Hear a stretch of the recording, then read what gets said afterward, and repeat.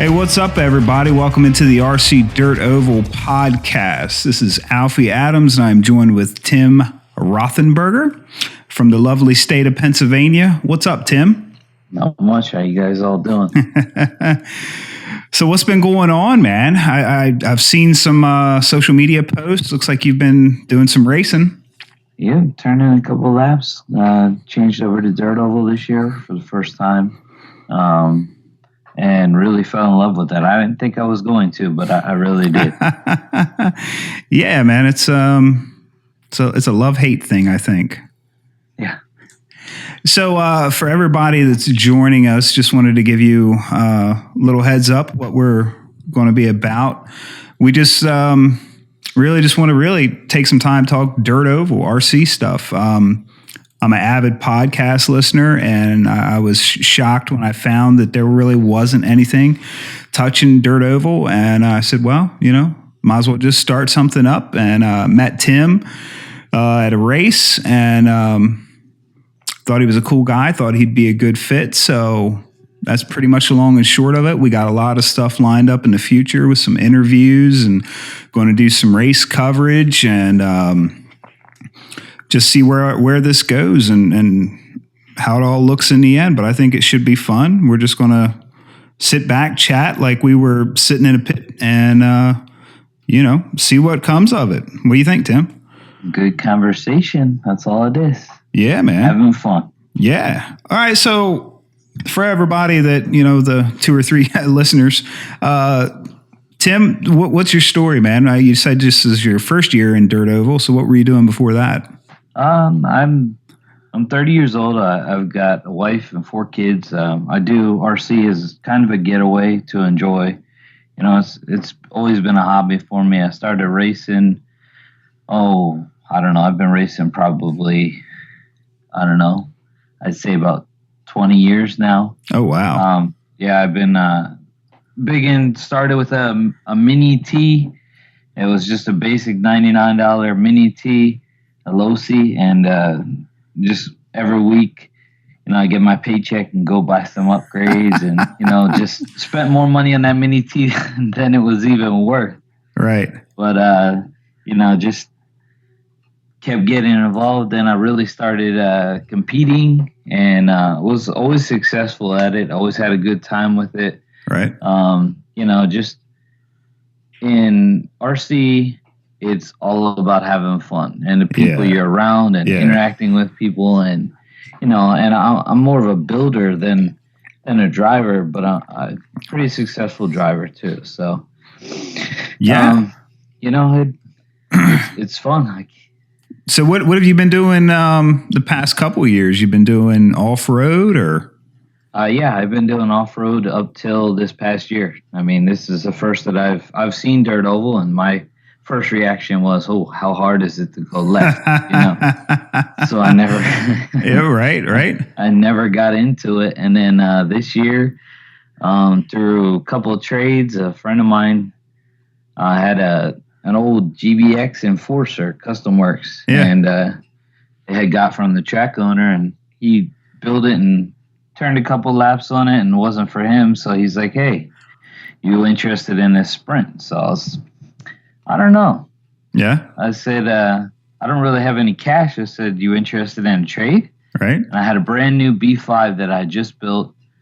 Well, no, actually, I built it a year before, but never ran it ever. Okay. So I just traded him even up for the sprint car. And that's how I ended up with my first race, running a direct drive on loose dirt.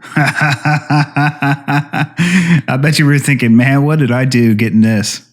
Well, actually, I was completely oblivious to it. I didn't even know what I was doing. I got you. I just, I didn't know there was a direct drive, and then there was tranny cars for, off-road, for Dirt Oval. Right. Off-road, everybody runs a transmission and slippers, right? From impact, from landing, and things like that. Yeah. So I didn't even know there was direct drive cars out there. So on loose dirt, on a brand new track, I competed and placed 4th with an antique car. Oh wow! So that's legit. I was like, I could really get into this, especially since it's only 10 minutes from my house. Okay. Nice, man. And so now you're like full tilt. I mean, you've got the BBE Sprint, and you've got what, you just built a late model, right? Yep, I have the Ed Bogart's Switchblade. I have the Blade. I had a Razor. I never finished building it. I'm not a big short course chassis type guy. Yeah, amen. And then I also have a street stock. Yeah. Yeah, you've been killing it, man, with that street stock. You've got that class figured out. Oh yeah, that car is it's a B5 rear. They're a really hard chassis to come across. They only made them for a short time before the whole market switched to mid motor. Right. So, right on, man. Well, I guess a brief history of for me, my family's been involved in real, 1-to-1 stock cars. I mean, since before I was born. I grew up and learned to walk at all the dirt tracks up and down the East Coast. And back in the mid 80s, we went to a RC dirt oval race, and they were running gold pans with modified bodies, and even some Bowlink eliminators, I think they were back then, with dirt modified bodies. And I mean, no lap counting, it was primitive. But man, we did it, and I mean, just had the times of our lives, man. It was so simple and fun, and at least for us, in downstate Delaware, we never got into comm lathes and real crazy. It was just really, we were trying to take the cars that we were seeing, the full size cars, and make miniature versions of them, and have fun on a budget. And so we did that for a good while, and then we got a paved oval RC track, and it was kind of at the start of the boom of pan cars. And I got into that, and I think I did that for about a year in the early 90s.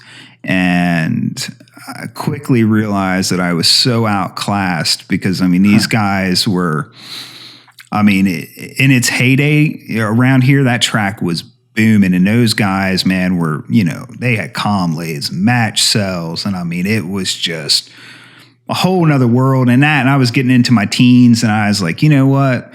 I think girls are more attractive than pan cars at the time. So we hung up the RC stuff, and my son, I guess he was 8, kind of got a mid hobby grade RC car for his birthday from his grandparents.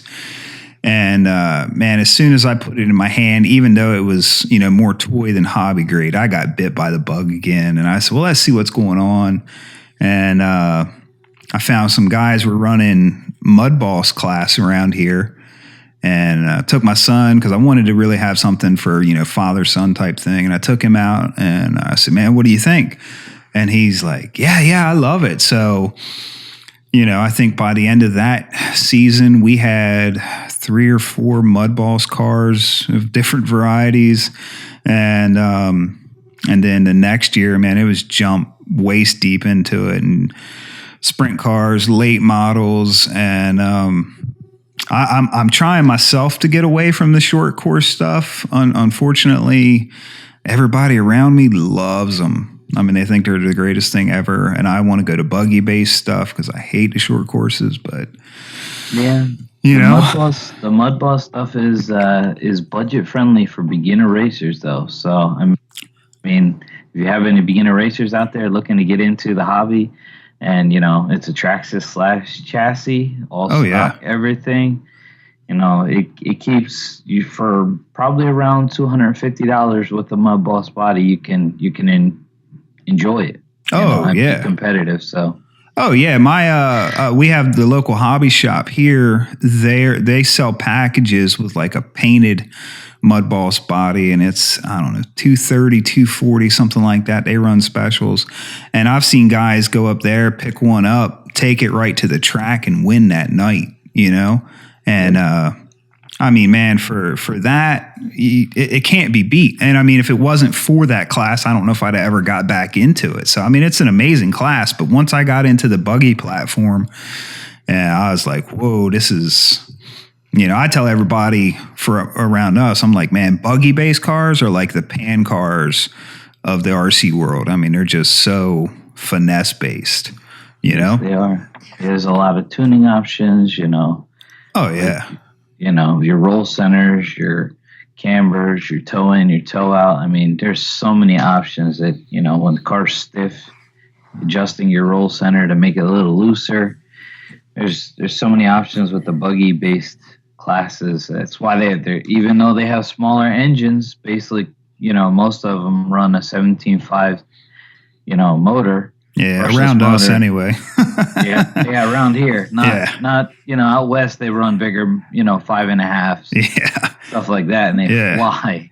Yeah. But around here it's 17.5s, and they're extremely agile and aerodynamic. Oh yeah. Yeah, well I guess that was kind of with the Mud Boss, it's a spec class, so the rules are, you can't change much. And I quickly learned after, a few months of just diving into it. And I mean, man, I'm a consumer of information. So if there was something on the internet, I read it 10 times, and I quickly learned, there really wasn't a whole lot that could be done to those Mud Bosses on loose dirt anyway that would make a dramatic difference. And so I was like, well, this is a great class to charge up a pack, throw it down, and, go run. But quite honestly, I'm more into the setup of it. And then so with the, with the buggy based stuff, my gosh, I've been running a sprint now for a year, and I'm still having to go back and read and learn more about, roll center and Ackerman and anti-squat, pro squat. I mean, it's amazing. I love it. Yeah, right. I want to go race now. Yeah, I know. We were just several guys that I race with. We were just lining up something to go to Sunday. Okay. So it looks like we're getting ready to go to I forget the name of the track that they were saying. Oh. I have to look it up, but it's like you said, there's a lot to learn in those cars. Oh yeah. And you can see from the beginning of the season at Ultimate where we race, how much faster guys have gotten from the beginning of the season to the end of the season. The end of the season, it was, you got a lot of fast racers out there. Oh yeah, I had commented to one of the racers that runs up there with you. I was looking at lap times like at the beginning of the season, and I'm going, my gosh, man, their Mud Bosses up there are faster than their sprints. And then, each race you'd look and they started getting closer and closer, and then they passed the Mud Bosses, and then they started getting further away from the Mud Bosses. And yeah, man, you guys up there, buddy, are getting dialed. Yes, so, we are. So since that's your home track, tell me a little bit about your home track, because I've been up there. I love it. Wish I lived closer. Yeah, we have an Ultimate RC pit stop that it's an excellent track. We have a dirt oval. I'm not quite sure the exact measurements, but it is probably one of the largest dirt ovals around. Yeah, I'd say it's a touch. It looks a touch bigger than a Chili Bowl to me. Yes, I think it is. Yeah. It's loose dirt. It has a tendency, when the season started, it was extremely loose. And then as week after week, people putting rubber down on it. Now it's to the point where halfway through the day, it grooves up. It gets a blue groove on it that, you got to use a bar style tire once you get that first heat run in. The owners are Howard Young and Debbie Young. Super nice people. That's one of the best things about being there is they're super friendly. They welcome families. Our novice class was, we had 25 kids in our novice class, which is Traxxas 50/50 power. They really welcome people. We had on average, I would say probably about 50 a week at least. Some weeks up to 80. And some weeks down to 40, but I would say at least a 50 average. Yeah. which to me is unheard of around here. Yes. I mean, that's a huge draw. Yes, it is. Track is located in Sinking Springs, PA. Yep. Address is 22 Crick Lane. Bam, look at that. That's all right, if Howard. anybody- We'll send you the bill, buddy. I know. Where's Howard? But yeah, it's an awesome place to race. Got a little shop. They're learning with the shop over time. Customers, how handle customers and things like that. He's learning more with. I've been working with him with Tekin and how to program Tekins and soldering Tekins and get all the software updated on old ESCs that he's been getting in, Right. and selling used parts and things like that. So, Right. It's a good place. Yeah, I gotta say, man, when I last time I was up there, I had a little mishap and had a rear control arm snap before the race even started, and it surprised me when Howard came over to me and he's like, "Man, we'll hold the race up if you can fix it." And I'm like, dude, I really appreciate that. That's nice, because he was running like a bam, bam, bam program, and it was quick, which I myself appreciate. But then when he came over and was like, "No, we'll hold up, man," and I was like, "Nah, it's a long fix, man. Go ahead." But that impressed me that he was willing to do that. And about Howard's shop, man, I like it because he has a good selection of used stuff, even sprint cars and things. So guys can come in and, get something in their hand, which I think is really important to, somebody just starting out. A kit can be really intimidating. And he does really seem to be catering, to what the racers want. And I think that's really important. And I think that's the key to his success. And the other thing about Howard, and I hope fingers crossed, is kind of how I got to meet Howard, was he would do an indoor race up in, I can't think of the town now, but somewhere in Pennsylvania. That is Mountain Springs Resort. Okay, yep. But yeah, Mountain Springs Arena. That's it. Giant horse arena, rented out for the weekend and ran indoors, man. And that was, oh my gosh. Nothing better to look forward to in the middle of the winter, man, and getting to go run indoors with a ton of competitors, man.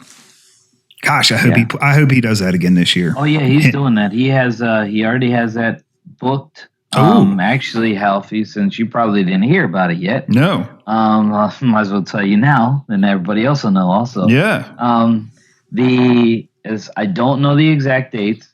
Come up during the week to actually practice. But the actual race is going to be on a Saturday and a Sunday at the end of the week. Okay. So I'll get dates from him and things like that, and we'll make it available to people. Okay. Yeah. Well, I'll be there, man. Be there with bells on for that. All right. Well, I guess it's only fair. I'll tell you a little bit about my track, my home track, Oak Grove RC Raceway in Denton, Maryland. And I'm not as prepared as Tim. I don't have the address, but he's on Facebook. It's on the internet. You can look him up.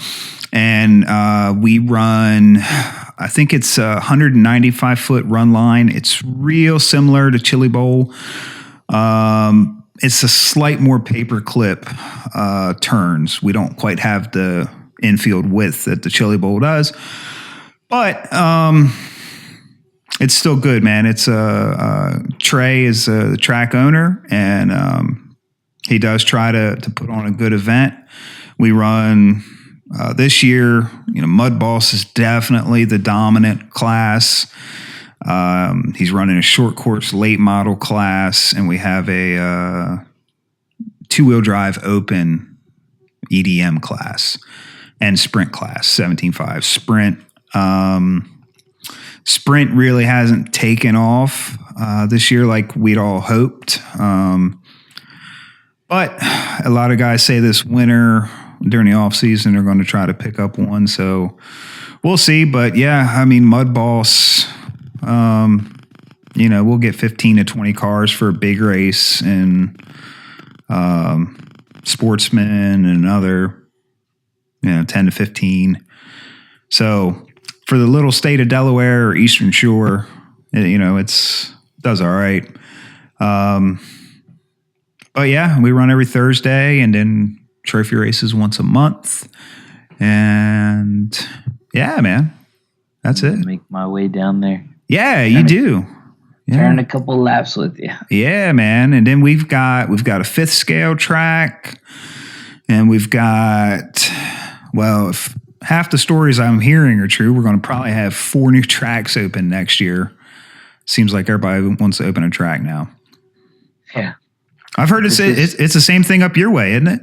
Yeah. Oh, well, Howard is, he changes his mind pretty frequently. Oh, okay. But I don't know what the official rule is. But the streetcar track that was inside where the hockey rink is, yeah, has been removed. Oh. And they're talking about cutting the blacktop and putting another dirt oval in there. Oh, wow. Okay.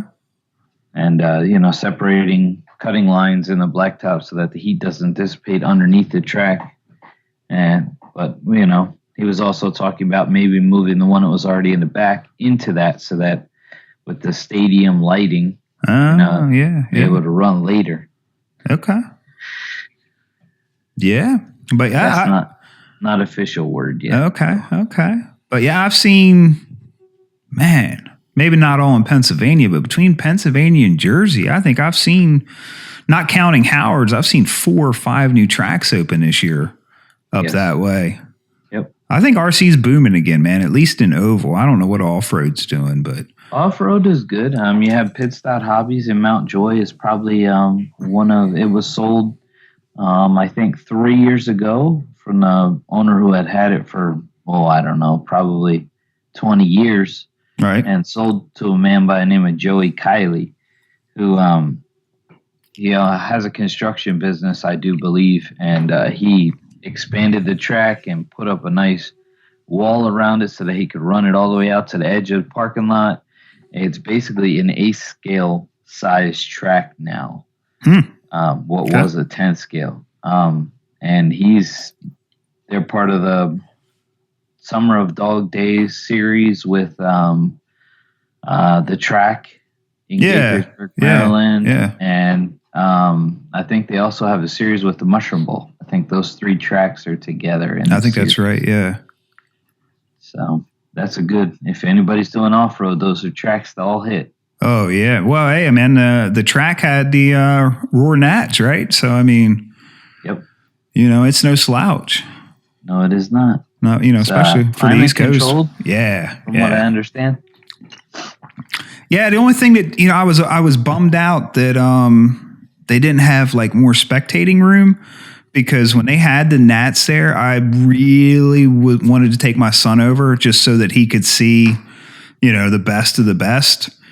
But when I looked on Live RC, man, I mean, it was all taken up in pit space. I mean, it was standing room only for that. But that's what happens when you get the big boys in town. Yes, it is. Yeah, so you just had it's not your end of the year, but it was kind of like your big trophy race, big kind of end race. I know you guys are still going to run, but... Yeah, we just had, it was, forget the date it was exactly. It was October 1st. Yes, October 1st. That is correct. That was our North-South Battlegrounds trophy race. Right. And 2 weeks before that, we had gone up to the track that in the north, they consider it our sister track, Mount Cobb. Yeah. And raced up there. A bunch of our guys made a bunch of podium finishes. I got second in street stock. Could have got first, but I didn't want to take the guy out in front of me. I was on his rear end for probably 40 laps. Oh, wow. Of the 70, within, bumpers width. Wow. Yeah, it was very close. Then they all came down here on October 1st and raced at our track. We had I want to say 101 cars, between 98 and 101 cars, I think. That's awesome. And again, it was a good event down here. We had trophies for everybody. It was our premiere of our late model class down here at Ultimate RC. Right. I just got mine finished, and it was the first time I ever ran it. I mean, literally, I built it 48 hours before I raced it. Yeah, I know. Oh, And that then, was crazy. Yeah, TQ'd with that, and ended up with third because my hands got cold. I couldn't even feel my controller anymore. My nerves were a little shot, but yeah, because you ran what, 3 classes that day? yes, I did. Yeah, that's a lot. And I ran 50 lap sprint right before it, literally the main right before it. And that was stacked with some of the best around. We had Lou Saccone there. Phil was there. Yeah, Phil Cooper. Yeah, Phil Cooper was there. Russell Williams was there. Jeff Cuss was there. I mean, if you even made the A main, you were lucky. Right. I mean, it was a completely stacked A main. Our first 10 cars were less than 3 seconds apart. Yeah. So, I mean, it was really fun. Yeah, I looked at the B main on Live Time, and I was like, "Whoa, man! Those are some good guys in the B main." You know, I was like, "Wow." We had guys in the B main that have won multiple races over the season. Right. That's what it's all about, man. Dude, honestly, that's why I love coming up, man. The competition at Howard's Place, man, is it's second to none around here. I mean, it's the premier place on the East Coast, and I think his indoor events are kind of like the East Coast Chili Bowl.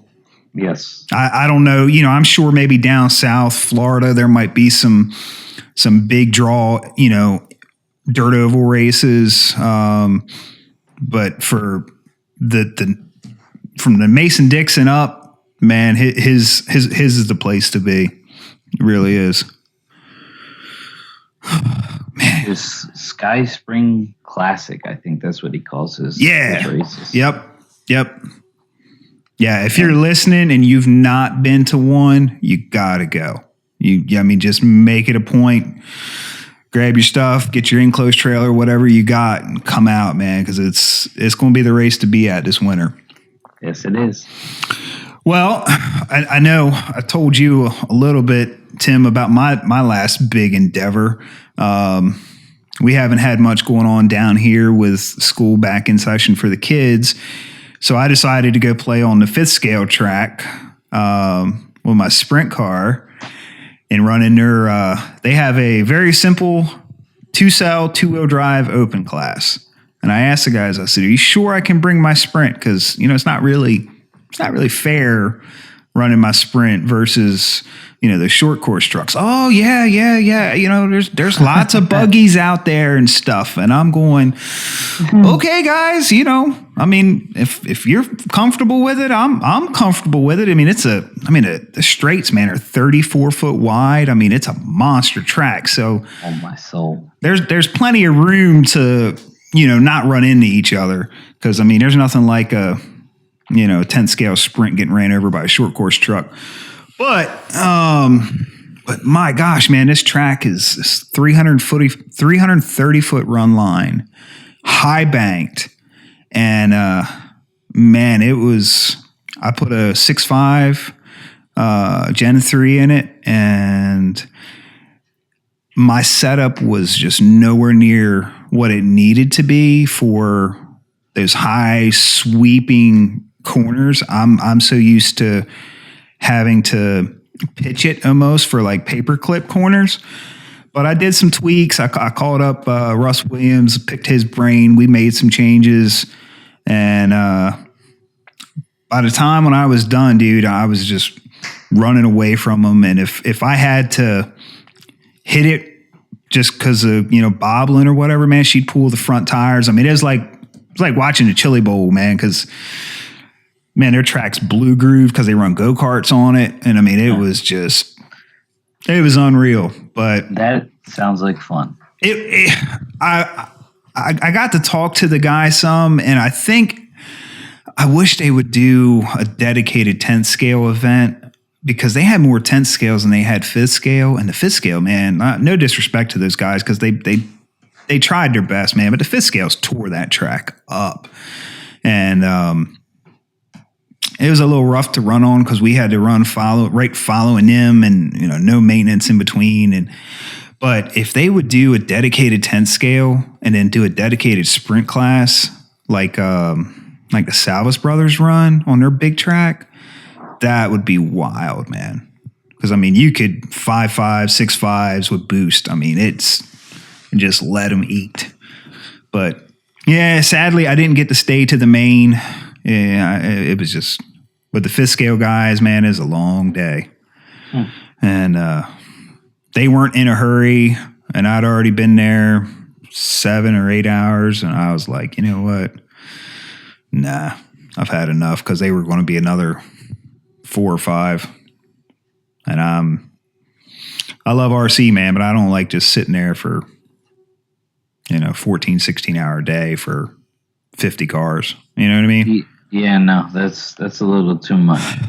Yeah. Unless you're running multiple classes where it's keeping you busy. Yeah. And that's another thing. I didn't want this to turn into the, Ultimate RC Pit Stop sponsorship show, but that's another thing I like about Howard's, man, is every event I've been to, man, he's pumping it out, man. There's no, well, what do we do now? Let's, stand around and, figure it out for 30 minutes. It's an efficient show.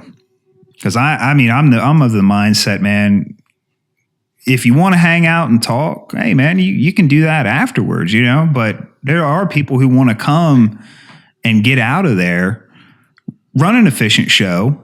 It's dictated by your car count. I get that. You got 150 cars, 100 cars, it's going to be a long day. If you got 30 cars, do it quick. And if guys want to stay late and just, keep running, let them keep running. Yep, do a little practice. Yeah. I've done a lot of crazy stuff after, I get asked for grudge races down here for some reason. I don't know why. Grudge races. Yeah. I've never been asked. Dude, hey, man. Yeah.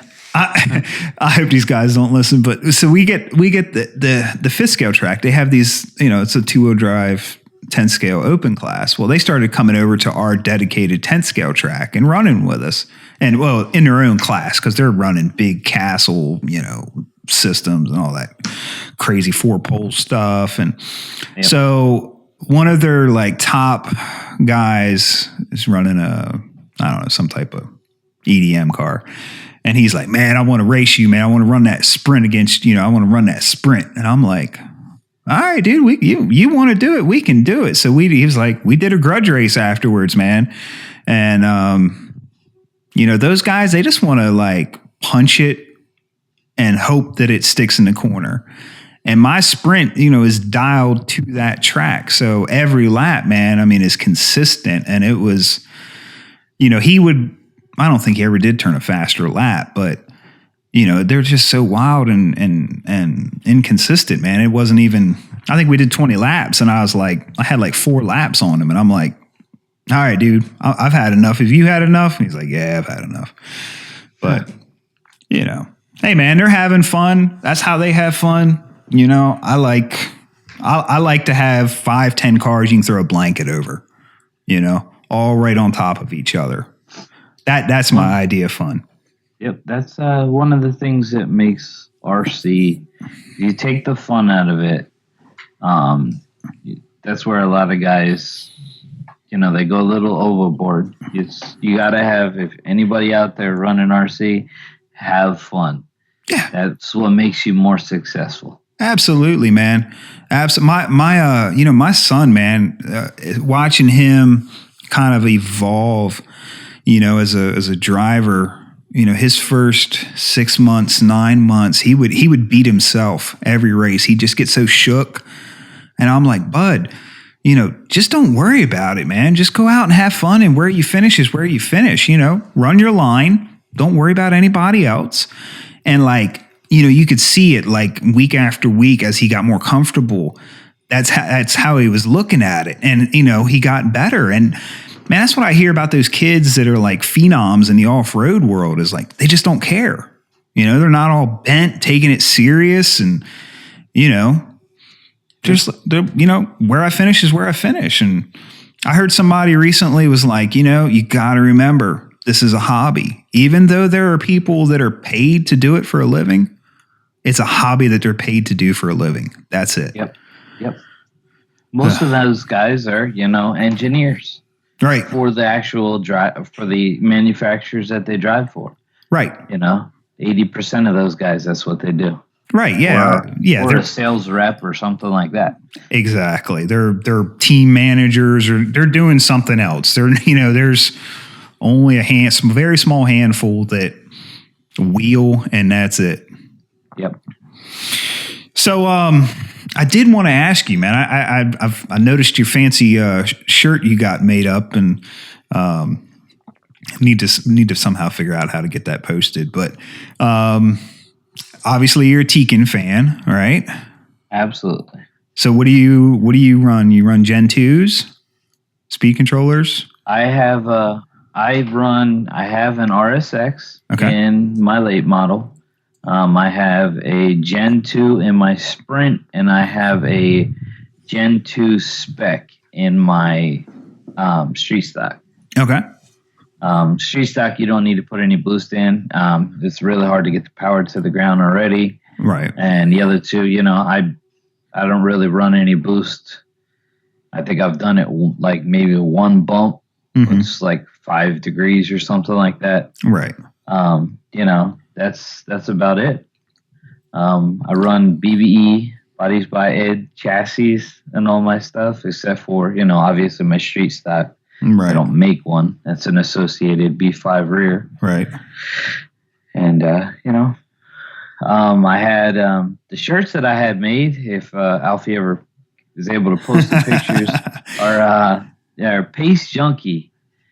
Jason Moser is the guy's name. That he has a company out of Philadelphia. He does. They're basically a running shirt. They're really light. They're really thin. They're really soft. He does it $30 with a design included. Oh wow! However you want it. Oh, that's awesome. He does everything, and it's Josh Moser's brother. He's one of the racers that I race with. Okay. I never met Jason in person, but Josh is a great guy. It's one of the reasons why I wanted to get the shirts. I ordered some for my wife and my kids, so I have some extras. So nice. You need shirts made, or for fun. Yeah. Pace Junkie's the guy to go to. Hey man, look, I gotta say, I dug when you sent me the picture of the shirt. I was like, man, that's awesome, because the whole RC sponsor shirt thing, I don't get it. I mean, I've been out of the hobby so long. I know it's just kind of the standard that everybody accepts it. But when I saw yours, I was like, oh, all right, man, finally something a little different. Yep. I enjoy it. What's your motor of choice? My motor of choice, I was a Tekin guy for a while. Then I started running some Reedy off-road. And this year, Russell Williams kind of pointed me in the direction of Trinity's, which I used to run Trinity Monsters back in the day, my 18 scale stuff, because those were the motors, back then. Right. And I kind of strayed from them and forgot about them, actually. And then I started running them. This year, I got a Certified Plus, 24K Certified Plus from them. Mm-hmm. Put it in my Sprint, and I could just tell a power difference right away. Oh, yeah. And then I got another one, a 17.5 monster horsepower, I want to say, from Russell for my late model. He sold it to me. It was used, but, it was on a whim, and I needed to get it in there. So he gave me a really good deal on one, so. Okay. Couldn't resist. I run for servos and stuff. I have some associated servos, and I also have Protec servos. I used to run Savox, but they draw a lot of juice. They're a really good servo though, but I like, high speed servos. So okay. Radio. What's your radio choice? Airtronics. I want an M12. My budget does not allow me to have an M12. But I have an MT4 that I've had for years. I bought it off a friend that was getting out of the hobby, and it was pretty new when he had it. Right. And I love it. I love Airtronics. I ran Spectrum for years. Spectrum kind of started getting a little overboard with all their, ABS systems and all that stuff. So I kind of steered away from it because, like even their new one is a lot of features, but it's just what you're paying for. Features you'll never use. Right. But I love Airtronics. Oh man, you can't beat them. Yeah. No. Batteries. You got a preference? Not really. Once again, trying to keep my costs down a little bit. I run some Turnigy stuff. Mm-hmm. I've never had any problems with them. Some people do, some people don't. I personally never have. But then I always have like three packs that are high-end packs. I have Orion high-end packs and ProTech high-end packs for, running in my mains. Yeah. Well, let's see. For me, really won't even count the Mudball stuff because that's all pretty much stock Traxxas. BBE chassis, MKS servos, Futaba radios. Honestly, when I jumped back into it, Futaba was what I ran, in the late 80s, early 90s. If I would have known just how good Airtronics was, that's probably what I would have gone with. But I'm so deep into it now with the receivers, it makes no sense to switch. Yes, that's true. I mean, man, I'm sure, Ty Tessman could probably feel the difference, between a Airtronics and a Futaba for speed. I'm not going to. No. It does what I need it to do, and that's it. Let's see. Motors. I've been running R1s for a while and finally got convinced to get a new Phantom tuned by Rotor Ron. And I got to say, I love that motor. Love it. It's the Phantom Works Plus. It's the same as a Certified Plus, I guess. But then Rotor Ron does his magic to it, and the first night out running it, you could audibly hear the difference between the other ones on the track. And I had guys going, "Man, that don't sound like a stock motor," and so I'm happy with that. Tekin speed controllers, Gen 2 spec RSX. I gotta say, I'm a huge fan of the Hotwire 3.0. Being able to Bluetooth it from my phone is a thing of beauty to me. I pull it off, pull out my phone, make a swipe change, hit drive. Oh, so you have the Bluetooth one already? Oh, yes, yeah. I don't have the Bluetooth one yet. Well, see, I've used Apple phones, and so I would always have to bring my laptop to make, Hotwire changes to it, and that was so cumbersome. And like I'd been following it when they were going to release the one for Apple, and following it, and then finally they launched it, and I messaged Randy Pike and I was like, "Where can I get one?" Because Tower shows it for pre-order, and he told me the name of Stormer Hobbies or something like that. Yep. And they got 40 in, and they sold them out in like less than a day. And I got one of them, and I didn't realize the power of the adjustments in the speed controller until I could easily make them, as far as like punch and how minor changes in drag brake, just 1 or 2 points can really make a big difference. So yeah, I am a fanboy of Tekin through and through, and as soon as I can justify it, I'm going to pick up a RS Pro. Batteries. 80% of my batteries are SMCs. But like you, I've got a few white carbon packs, a few the Phantom Max specs or whatever.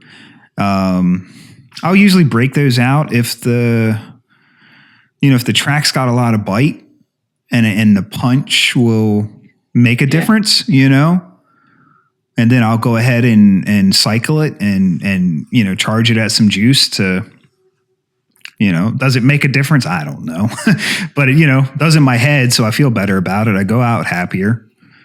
That's worth something. Yeah, that's always worth something. So I don't know, man. I think that's probably enough like information for our first go around, man. Unless you had anything vital you wanted to add. I know going forward, I've already talked to some of the more renowned drivers, from the national scene. They're interested in coming on. I've talked to some of the different chassis builders. They want to come on, and I'm just really hoping this is a place that can, educate a little bit, bring some exposure, kind of bring, the community a little bit closer. Familiarize people with names. Yeah, because I didn't even know 6 months ago who Phil Cooper was. And then I found out, his accomplishments, and I'm like, oh, dang. Okay. Yep. I mean, we don't have, unfortunately, Dirt Oval. This is, I'm just going to rant for a second. Chili Bowl draws 400 entrants, right? That's 400 car count, but 400 car count. Most of I don't think the Roar Nats this year had 400 cars. The Psycho Nitro Blast gets 400 or 500, but I mean, most of the biggest off-road events can barely top that. But how often do you see live RC at a Dirt Oval event? You know what I mean? Yeah. They don't cover it, and that's really, I just want to, I want to give a place, man, that can get the coverage. I mean, my gosh, I'm excited. Jared Tebow's in, a sprint now. That's only going to bring more exposure, and he went and dominated, but It's Jared Tebow.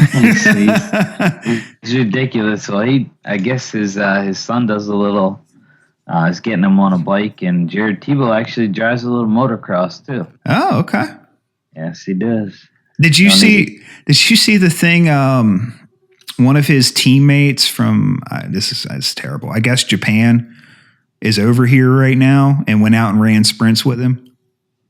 Oh no, I didn't see. Yeah, so I guess one of the Kyosho drivers came over here for some big off-road event. So they went out and Jared let him run his sprint, and he ran somebody else's sprint. And so Tebow won it, and this dude from Japan, first time ever, finished second, And it's like, golly day, man. Drivers can drive, That's all there is to it. Mm-hmm. So, well, yeah, man, that's it for me. Yep, I'm good. Cool, man. Well, we don't have like a dedicated, this isn't going to be like a, every week, every month. It's just going to kind of be when it suits guests, and when we've got something, new and fresh to talk about, we'll put out a new episode. So, hope you enjoyed. Send us some feedback on our Facebook page, which you should have seen the post from there. And we'll catch you next time. Thanks, Tim. It was fun, buddy. All right, Alfie. You have fun, man. All right, guys. That's a wrap.